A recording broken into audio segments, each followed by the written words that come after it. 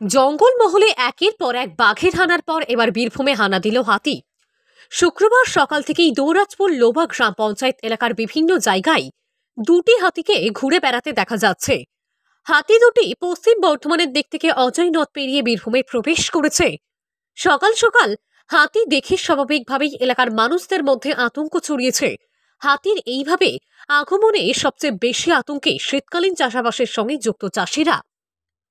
যে হাতি দুটি পশ্চিম বর্ধমান হয়ে বীরভূমে প্রবেশ করেছে, সেই দুটি হাতি এখন দৌরাজপুরের জয়দেব মোড় এলাকা পর্যন্ত পৌঁছে গিয়েছে। এলাকায় হাতির আগমনের খবর পেতেই তড়িঘড়ি ঘটনাস্থলে পৌঁছেছে দৌরাজপুর থানার পুলিশ এবং বন দপ্তরের আধিকারিকরা। ঘটনাস্থলে রয়েছেন ডিএফও রাহুল কুমার, দৌরাজপুর রেঞ্জার থেকে শুরু করে দৌরাজপুর থানার ওসি আফরোজ হোসেন। সকাল সকাল জেলায় হাতির আগমন হওয়ায় সেই হাতি দেখতে এখন সাধারণ মানুষের ভিড় চোখে পড়ার মতো। এর পাশাপাশি যাতে ওই হাতি এলাকায় খুব বেশি ক্ষতি করতে না পারে এবং তাদের স্বাভাবিকভাবে নিজেদের এলাকায় ফেরানো যায়, সেই বন্দোবস্ত করছে বন দপ্তর ও পুলিশ। পুরো এলাকা ঘিরে রাখা হয়েছে যাতে করে হাতি দুটি খুব বেশি ক্ষতি করতে না পারে। এদিকে বন দপ্তরের কর্মীরা হাতে বন্দুক নিয়ে হাজির হয়েছেন।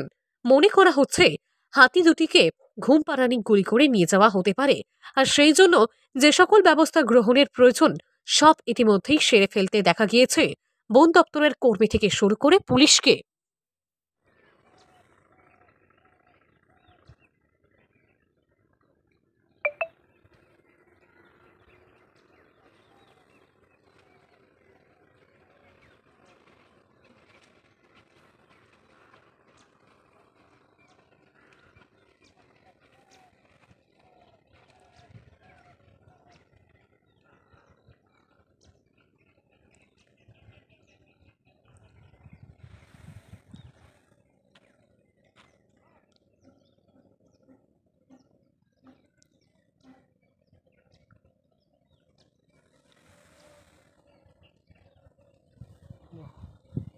কিছুটা খুব